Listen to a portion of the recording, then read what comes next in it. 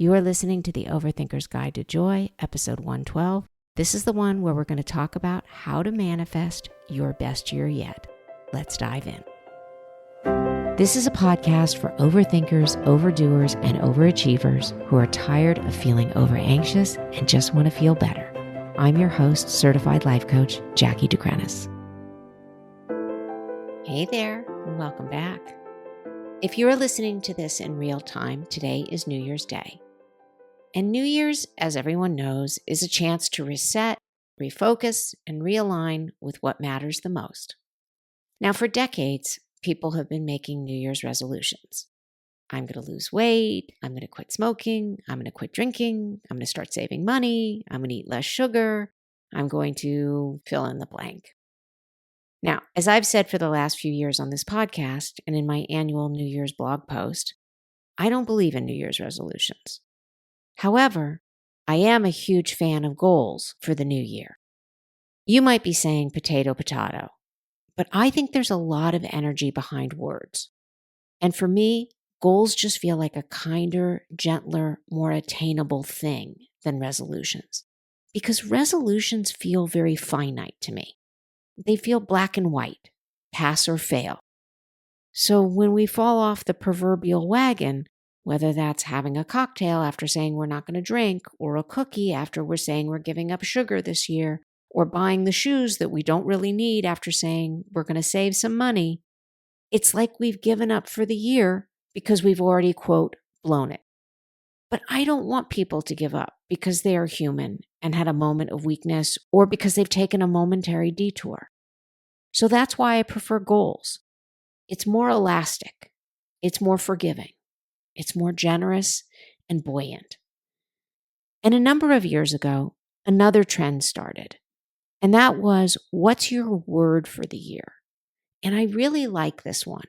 While it's hard to sometimes narrow an entire emotion or pick just one adjective, I like the idea that we have this mental exercise to have to think about what you want to embody for your year. Whether that's energy, spirit, feeling, something you want to become, convey, or just transmit. So last year, my word was growth. I wanted to do something that scared me a little bit, but also moved me forward.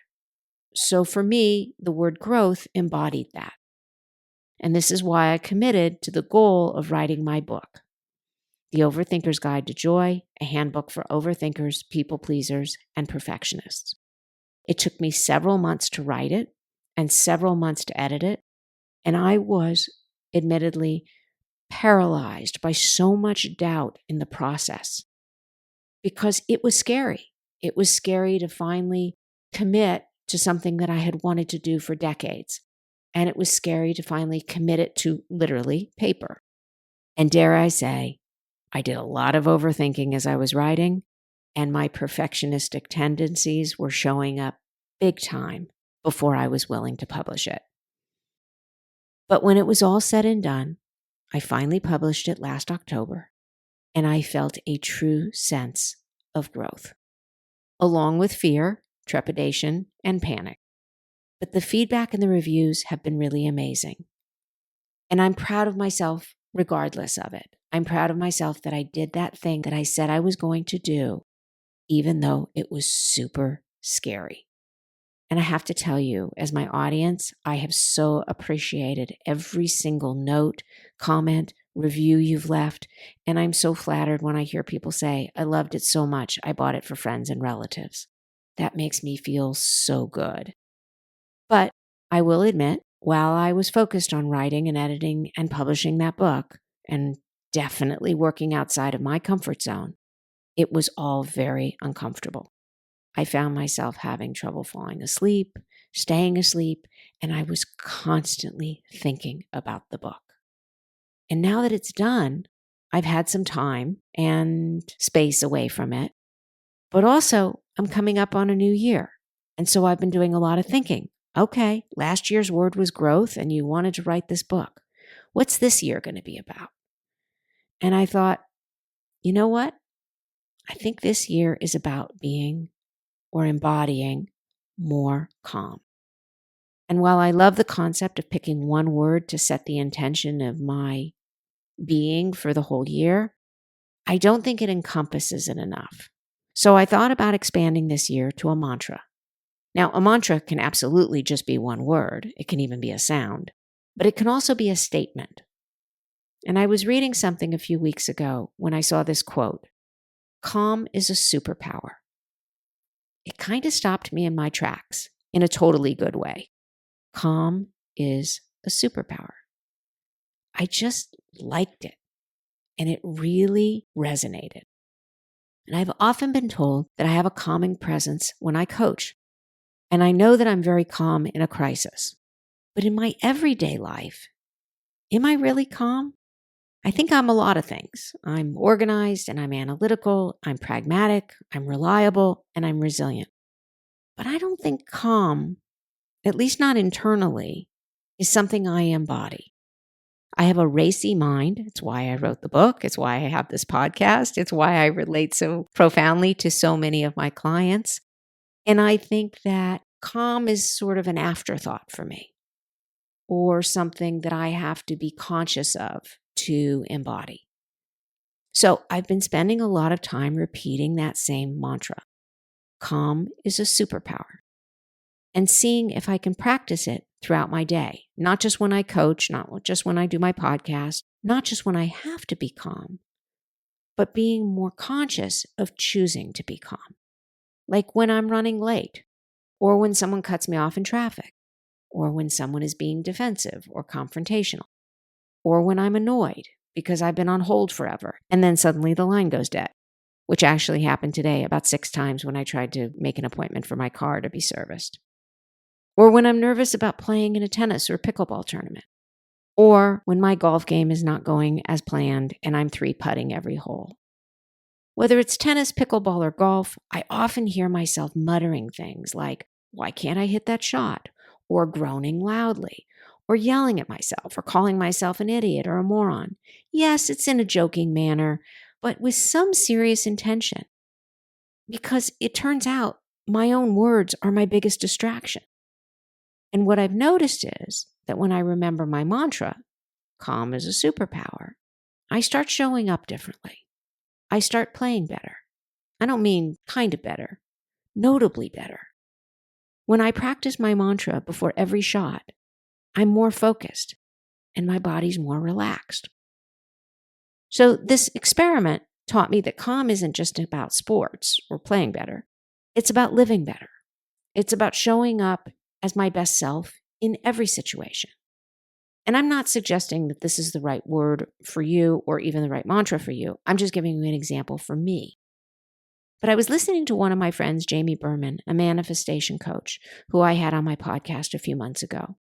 And she reminded me of using I statements or I am statements as a way of supercharging your intentions for manifestation. Things like, I'm confident, I'm beautiful, I'm healthy, I'm rich, I'm happy, I'm grateful, I'm in demand, I'm worthy, I am courageous. By the way, none of these have to be true for you to say them. But by simply saying them out loud or in your head or writing them down and reading them every single day, you will become what you think, because words are powerful. We become what we hear. We become what we repeat, and we become what we believe. So why not believe that you're all the wonderful things you want to be, or maybe already are, and just need a reminder? It is scientifically proven that affirmations have a positive psychological impact. They rewire negative self-talk and cultivate a mindset of possibility. Here's some other examples. I am capable of achieving my goals. I am attracting opportunities that align with my values. I am calm and resilient in all situations. You might choose to write down 4 or 5 of these kind of statements and then practice reading them daily. Manifestation isn't magic. It's a combination of focus, belief, and intentional effort. And these tools work together to help keep you aligned and moving forward. As we step into this new year, remember your thoughts shape your reality. Choose words and actions that reflect the person you're becoming or want to become. And you don't have to do this alone. We'll make it a partnership for 2025, a year of clarity, confidence, and calm. I offer personalized coaching sessions where we explore what matters to you the most and create a plan to bring it to life.